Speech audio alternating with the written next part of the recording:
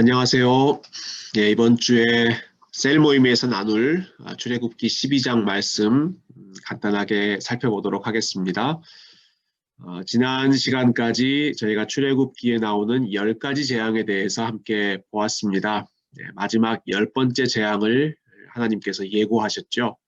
그 재앙의 내용은 장자의 죽음이었습니다. 이집트에 있는 모든 사람들의 첫 번째 아들이 죽게 될 것이고 가축들도 똑같은 일을 당하게 될 것이다. 이러한 재앙을 예고하시면서 하나님께서 이스라엘 백성들에게는 그 재앙으로부터 피할 수 있는 방법을 제시해 주셨는데요. 그 내용이 출애굽기 12장에 나오는 유월절이라고 하는 절기였습니다. 이렇게 시작합니다. 12장. 여호와께서 애굽 땅에서 모세와 아론에게 일러 말씀하시되 이 달을 너희에게 달의 시작 곧 해의 첫 달이 되게 하고 이제 말씀해 주시는 이 유월절 절기가 이스라엘 백성들의 첫 번째 달 정월이 되고 그리고 1월 1일이 되게 하시는 것이죠. 이 6월절은 이스라엘 백성들에게 일종의 광복절이나 인디펜던스 데이 같은 의미를 갖습니다. 이 6월절이 있고 나서 곧바로 이스라엘 백성들이 이집트에서 해방되기 때문에 그렇죠. 또 한편으로는 이스라엘이라고 하는 한 나라, 하나님의 언약 백성이 탄생하는 그러한 첫 시작점으로 우리가 봐도 좋겠습니다. 그런 면에서 보면 이스라엘의 생일과 같은 그런 날이죠. 우리가 생일을 맞이하면 각 가정마다 축하하지 않습니까? 교회 창립 기념주일도 마찬가지고요. 이스라엘이라고 하는 한 나라 그리고 하나님의 백성이 첫 시작을 하는 그 생일과 같은 날, 인디펜던스 데이와 같은 날이 6월절이었습니다. 그래서 두고두고 이 절기가 다가올 때마다 하나님의 구원을 기억하는 것이죠. 하나님께서 우리를 위해 어떤 일을 행하셨는지. 자, 이 6월절을 어떻게 지키는지 한번 그 절차를 간단하게 살펴보죠. 너희는 이스라엘 온 회중에게 말하여 이르라. 이 달 열흘에 너희 각자가 어린 양을 잡을지니 각 가족대로 그 식구를 위하여 어린 양을 취하되 그 하나님께서 정해주신 첫 달에 10일이 되면 어린 양을 잡으라고 말씀하셨습니다. 각 가족대로 한 마리씩을 잡는데 혹시 각 가족이 숫자가 너무 적어서 그 어린 양을 다 먹을 수 없으면 다른 집과 함께 수를 계산해서 그 어린 양을 잡도록 하나님께서 가이드라인을 제시해 주셨고요. 이때 잡는 어린 양은 흠이 없고 1년 된 수컷으로 하라. 양이나 염소 중에서 취하라고 말씀하셨습니다. 흠이 없는 양이 그 6월절에 죽어야 한다라고 하는 것이죠. 그러니까 나중에 레위기에도 나오는 하나님께서 받으시는 제물의 가장 중요한 조건이 흠 없는 양, 흠이 없고 상함이 없는 그러한 제물을 하나님께서 기뻐 받으셨습니다. 그래서 3절에 보시면 열흘째 되는 날에 이제 양을 고르고요. 그리고 6절에 보면 열 나흔 날까지 즉 한 4일 정도를 간직했다가 그리고 목요일 저녁이 되었을 때 이스라엘 회중이 그 양을 잡게 하셨습니다. 그러니까 한 4일 정도를 집 안에 그 양을 보관하고 있었던 것이죠. 왜 이렇게 4일간의 기간을 하나님께서 주셨을까? 이제 어떤 분들은 이 4일간의 기간을 통해 정말 그 양에게 흠이 있는지 없는지를 다시 한번 확인하는 철저하게 더블 체크하는 그러한 시간이 이 4일간의 의미였다. 이렇게 설명하시는 분들도 있고요. 또 어떤 분들은 이 4일 동안 그 가족들과 함께 시간을 보내면서 일종의 애완동물과 같은 그러한 attachment, 감정적인, 심정적인 가까움이 어린 양과 그 가족들 사이에 생기도록 했다라고 하는 설명도 있습니다. 즉 자기랑 상관없는 양을 잡는 것이 아니라 한 4일 정도 같이 시간을 보내면서 정이 든 양, 자기를 대신하여 죽게 된 그 양이 나와 가까운 양이다라고 하는 것을 하나님께서 훈련시키셨다. 이러한 의미도 설득력이 있는 것 같습니다. 이러한 의미를 가지고 4일 동안 그 양이 집안에서 함께 생활을 한 후에 그 양을 잡게 되죠.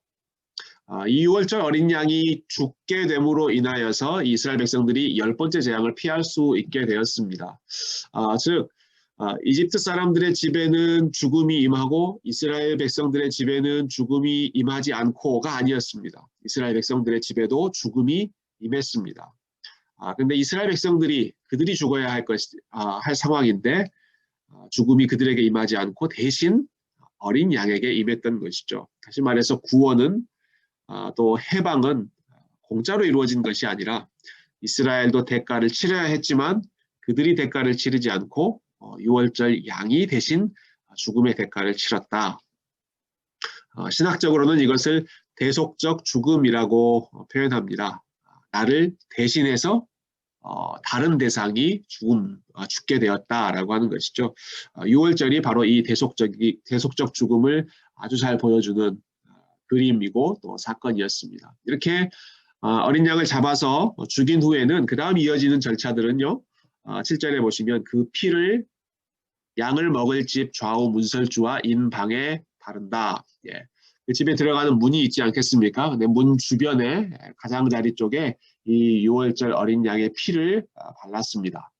예. 그래서 이 집은 6월절을 지키는 집이다라고 하는 것을 누구나 알 수 있도록 표시하는 거죠. 그리고 나서는 그 고기를 가족들이 함께 먹었습니다. 8절, 9절, 10절의 내용이 그 고기를 먹는 장면이죠. 고기를 먹을 때 특별히 무교병은 누룩이 들어가 있지 않는 딱딱한 떡입니다. 딱딱한 빵이죠. 급하게 탈출해야 되는 그런 상황이기 때문에 빵을 정성껏 발효해서 그렇게 만들 수 있는 시간이 있지 않고 빨리 먹고 갈 수 있도록 누룩 넣지 않고 빨리 구운 빵이 무교병이고요. 그래서 나중에 6월절을 무교절이라고 함께 불렀던 이유는 이 무교병과 관련되어 있습니다. 그 어린 양을 무교병과 함께 또 쓴 나물과 함께 먹는다. 이 쓰다라고 하는 이 나물이 쓴 것을 먹는다라고 하는 의미는 이스라엘 백성들이 이집트에서 보냈던 시간, 고통스러운 시간을 상징하는 그러한 쓴 음식을 함께 먹었던 것이죠. 이 음식을 먹는 복장 또 방식도 굉장히 흥미롭습니다. 11절에 보시면 너희는 그것을 이렇게 먹을지니 허리에 띠를 띠고 발에 신을 신고 손에 지팡이를 잡고 급히 먹으라. 이것이 여호와의 6월절이니라. 아주 여유롭게 또 드레스업하고 먹는 식사가 아니라 이것은 아주 급하게 먹는 식사였습니다. 복장도 허리에 띠를 띠고 발에 신을 신고 손에 지팡이를 잡고 신호만 울리면 언제든지 떠날 수 있는 그러한 자세로 식탁에서 이 음식을 먹는 것이죠. 그렇게 급하게 이스라엘 백성들이 이집트를 탈출한 바로 그 밤이 6월절의 밤이었기 때문에 이와 같은 상징적인 행위를 통해서 그 상황의 긴박함을 계속해서 기억하도록 하셨습니다. 그리고 12절부터 14절은 이제 6월절 절기의 결과를 하나님께서 설명해 주시죠. 내가 그 밤에 애굽 땅에 두루 다니며 사람이나 짐승을 막론하고 애굽 땅에 있는 모든 처음 난 것을 다 치고 애굽의 모든 신을 내가 심판하리라. 나는 여호와라. 이것이 10번째 재앙이죠. 그런데 그때 내가 애굽 땅을 칠 때 그 피가 너희가 사는 집에 있어서 너희를 위하여 표적이 될지라. 내가 피를 볼 때 너희를 넘어가리니 재앙이 너희에게 내려 멸하지 아니하리라. 문에 피가 묻어있는 그 집은 하나님께서 그냥 지나가시겠다, 넘어가시겠다라는 것입니다. 그래서 영어로 6월절을 우리가 Passover라고 부르죠. 넘어간다, 지나간다라는 뜻이죠. 6월이라고 하는 단어도 한자를 풀어보면 지나간다, 넘어간다라고 하는 단어의 의미입니다. 즉, 이 집도 원칙적으로는 재앙이 임해야 하는 그런 집이지만 죽음이 임해야 하는 집이지만 그 죽음으로부터 피할 수 있도록 6월절 어린 양의 피가 표적이 되어 그 가족, 그 집 안에 있는 사람들을 구원해주는 그 생명을 보존해주는 역할을 하는 것이죠. 이 6월절을 하나님께서 가르쳐 주셨고 지키게 하셨고 그것을 영원한 규례로 구약시대에 지키도록 하셨습니다. 이 6월절이 신약 성경으로 넘어오면 우리의 구원을 설명하는 아주 핵심적인 개념이 되죠.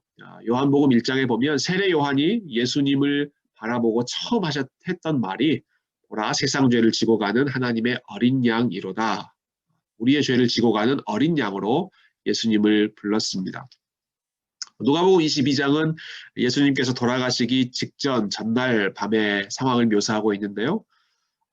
그 시간이 6월절이었다라고 하는 것 먼저 알려주죠. 6월절이라 하는 무교절이 다가오매 대지사장들과 서기관들이 예수를 무슨 방도로 죽일까 궁리하니 이는 그들이 백성을 두려워함이더라.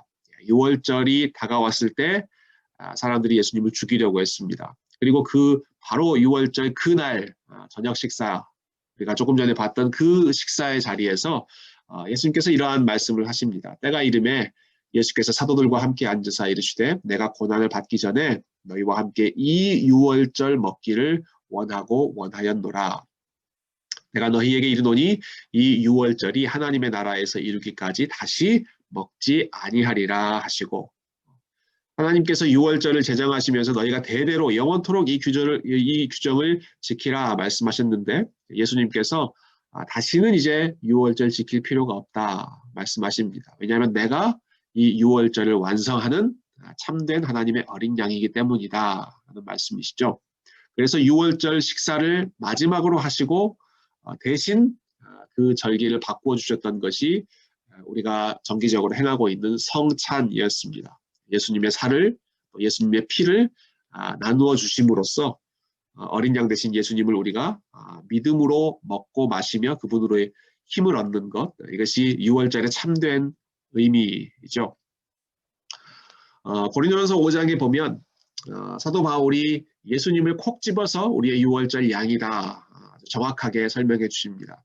7절과 8절 보시면 너희는 누룩 없는 자인데 새 덩어리가 되기 위하여 묵은 누룩을 내버리라. 우리의 6월절 양 곧 그리스도께서 희생되셨느니라. 이러므로 우리가 명절을 지키되 묵은 누룩으로도 말고 악하고 악의에 찬 누룩으로도 말고 누룩이 없이 오직 순전함과 진실함의 떡으로 하자. 사도 바울은 6월절 절기로부터 시작해서 성도의 합당한 삶으로 그 가르침을 이어가고 있습니다. 6월절 양 대신 그리스도께서 희생되셨으므로 그러므로 우리가 명절을 지키되 그런데 이제 우리가 명절을 지키는 것 6월절을 지키는 방식은 어린 양을 먹는 것도 아니고 혹은 정기적으로 성찬에 참여하는 것 그것으로 국한되는 것이 아니고 오히려 순전함과 진실함 순전하고 진실하고 거룩한 삶으로 하나님께 영광 돌리는 것이 참된 6월절의 지킴, 6월절을 지키는 올바른 방식이라는 것이죠. 우리가 이 6월절 사건을 기억하면서 먼저는 우리의 죽음을 예수님께서 대신 감당하셨다라고 하는 사실을 기억하면 좋겠습니다. 이스라엘 백성들의 가정에도 죽음이 임해야 했지만 또 다른 분, 다른 대상이 그것을 대신 희생했기 때문에 죽음으로부터 면할 수 있었던 것이죠. 우리가 하나님 앞에서 심판받을 자리에서 구원받을 수 있었던 것 바로 이 대속의 원리 때문이었습니다. 그리고 그 결과 우리가 하나님 앞에 드려야 할 삶은 악한 누룩으로 가득 차 있는 그러한 삶이 아니라 누룩이 없이 순전함과 진실함의 떡, 여기도 먹는 떡의 이미지를 사용하고 있는데요. 하나님 앞에 거룩한 삶으로 우리가 영광 돌리는 것, 예수님을 기억하면서 어제 우리가 참 귀한 말씀 들었지 않습니까? 주님과 연합함으로써 주님과 결혼함으로써 주님과 함께 있음으로써 우리의 삶이 그리스도의 모습으로 그리스도의 마음으로 채워지는 것 그리스도를 닮아가는 것이 이 시대에 저와 여러분이 참되게 6월절을 지키는 방식인 줄로 믿습니다.